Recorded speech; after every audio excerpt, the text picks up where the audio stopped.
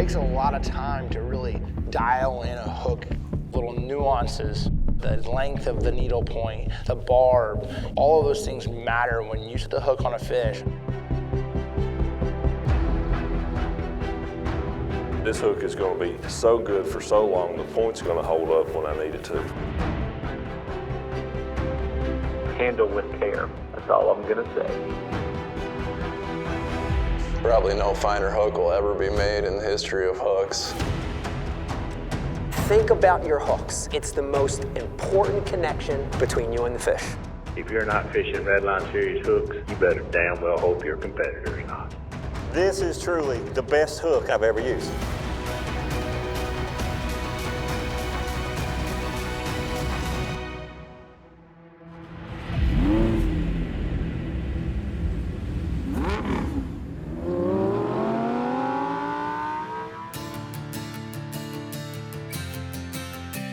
VMC is a company that's very rich in history. For generations, they've been making fish hooks.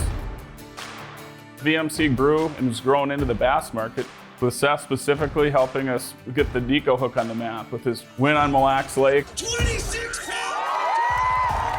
That was a moment that changed my life. Capitalizing on those small little moments in time. VMC came out with a brand new hook this year. It's called a NEKO hook, number 2 NEKO hook. The proper tool really makes all the difference in the world. And that is why they call him the Amazing Fighter Man! And now, today, we're growing upon that. We work hand in hand with our pro staff to design what is now the latest, greatest line of fishing hooks, the VMC RedLine Series. We got rods, reels, lines, different actions, different speeds, but at the end of the day, the most important piece of that whole puzzle is the hook.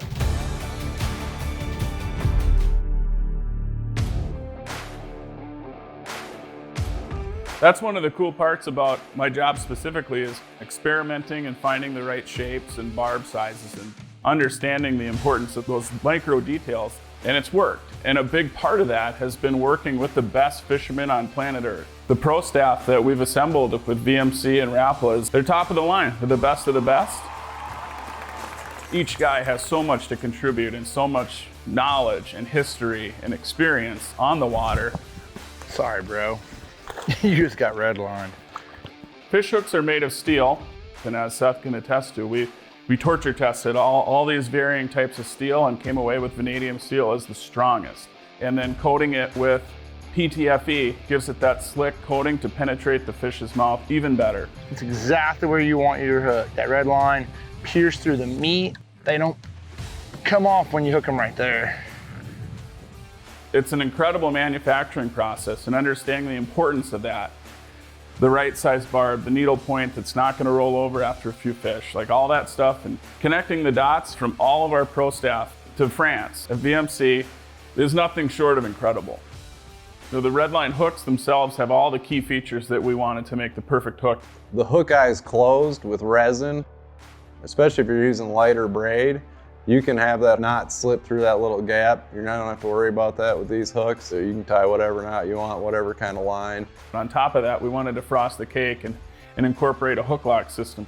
The hooks all come on that convenient little system with the size on it, keeps your hooks organized. Get one hook off, leave it on the clip. You wonder why someone didn't think about it a little sooner. A good way to organize your hook. It's time management, and it helps you catch more fish. It really protects your hook a lot more too. They're not getting flipped around upside down. The hook points aren't rubbing on anything. It's going to be just as sharp as when you pull it out of the package. A testimony to the strength and the durability and the ability for these hooks to hold that point is we're field testing different products in P.T.F.E's boat, catching literally hundreds of bass on a single hook. Those were samples, you know, I didn't have very many of them, and I left right from there and went to a tournament down in Texas that was the heavy hitters on Major League Fishing. He retied the exact same hook. And then that's a new VMC hook. It's not out quite yet, but the VMC heavy duty worm hook is an excellent one for that particular worm. The hook point never rolled over, and I'm talking about hundreds of bass. Yes, yes, yes, yes. I won the tournament on that exact hook. Mr. Untitled! That was my first experience with a RedLine hook, and to say that it was special would be an understatement.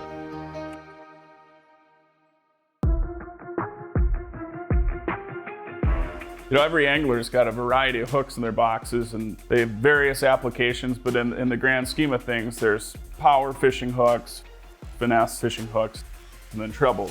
And there's a variety of each, certainly, and what we have is a pretty comprehensive array of hooks in this initial launch of RedLine. Starting off with the straight shank, the heavy duty one, that's gonna be a great hook for straight braid, punching, flipping, heavy rod, heavy line techniques, big weights. Fishing heavy cover is really your lowest landing percentage out of any of the techniques you do, so that's really where it shines the most. Hitting with the old straight shank today. Straight braid, heavy coontail, nice chunky nut. You're really not putting a lot of force on that hook point to go into that fish's mouth. So having a super sharp needle point really makes a lot bigger difference between landing that fish and getting it out. Oh.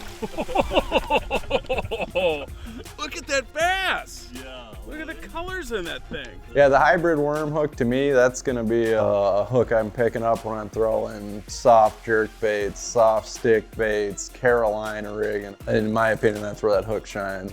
The reference of hybrid with a worm hook and a wide gap is a reference to some of the characteristics of it are a little untraditional. If you hold the hook horizontally, the line tie and where the hook point is, maximizing that gap reduces the number of times you're gonna skin hook a fish versus getting them in the meat. That's, Seth, as you've taught me years back, where you wanna have a hard time getting the hook out of the fish. That right there is exactly what you wanna see. Worm fishing, that red line, no way in heck that fish is coming off. The hybrid worm and the hybrid wide gap, they're pretty interchangeable for me. I reach for the wide gap more when I'm fishing a thicker bait, something that's real meaty where I need that extra gap. That's so awesome. I love it when with that hook, you just lean into them. They've got it right back in the meat of the jaw. It's kind of an in-between. It's not a super wide gap hook. It's not just your standard round bend. In the finesse category of the RedLine hooks, we got 3 NEKO hooks and a traditional drop shot hook. All the NEKO hooks, we got a longer shank than your traditional drop shot or wacky worm hook. That really centers that hook up a lot better when it's coming through the fish's mouth when you're setting the hook. It really tends to drive point first into the roof of their mouth where you're not gonna lose them. Your landing percentage goes up exponentially. Pin perfect in the snouch. We have a weedless wacky, which I'm gonna pick that up when I'm wacky worm fishing around brush or wood. The weed guard on it is designed perfectly. Comes through the stuff, it's not too stiff where you're not getting a hook in them, and it's not too soft where you're getting hung up all the time. That red line right in the roof of her mouth, exactly where you want to get them. Then we have the regular wacky NEKO, which is gonna be, for me, a wacky worm hook, a NEKO rig hook, and a drop shot hook. So that's my personal hook of choice, whether I'm wacky rigging or nose hooking. Things are super badass. We got enough variation in sizes where you can do that with that specific hook. And then the last NEKO style hook is gonna be the finesse NEKO style, which features a epoxy keeper on the shank, which is gonna give you more of your southern drop shot style hook, where you're Texas rigging a drop shot bait, more straight tail worm stuff. It's not a round bend, it's not an O'Shaughnessy, it's a sprout shape, and that shape with the shank length and the physics of it is just, it hooks fish. Bend right on the top of the nose with that little red line. Oh, that big girl right there.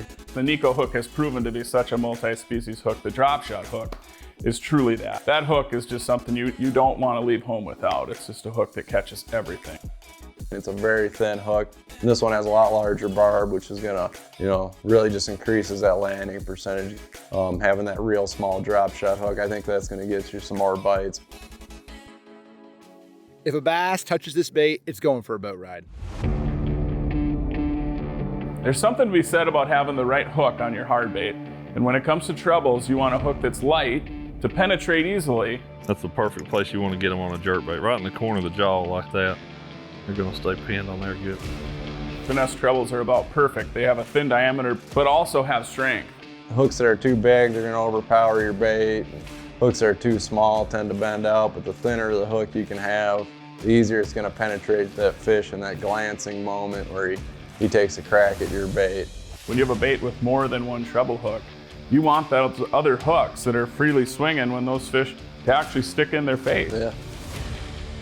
You can put too heavy a hook on it and really kill the action, and you get away with that with the RedLine, you know, because the smaller diameter, you don't have the drag on the bait, but they still have the strength and power in case you do hook a great big smallmouth or a big muskie, giant walleye, salmon, whatever it is. It's not going to bend out on you when you do hook that fish of a lifetime.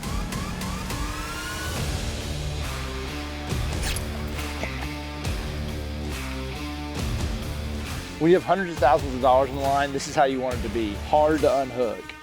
And there it is, the NEKO. And dude, they just crush it. Right in the roof, right where you want it.